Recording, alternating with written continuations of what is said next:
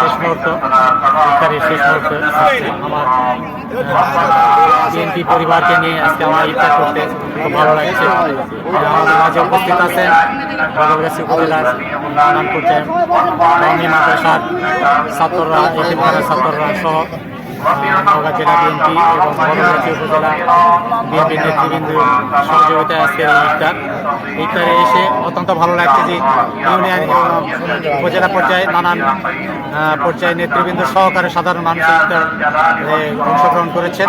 শেষ মুহূর্তে আল্লাহর কাছে প্রার্থনা করি আমাদের এই আসনের সংসদ সদস্যের যেন উত্তরোত্তর উন্নতি হয় এবং এলাকার উন্নয়নের জন্য কাজ করে, এটাই আশা। পাশাপাশি বেগম খালেদা জিয়া এবং জিয়াউর রহমানের জন্য দোয়া করি আল্লাহ যেন তাদের জান্নাত নসিব করে।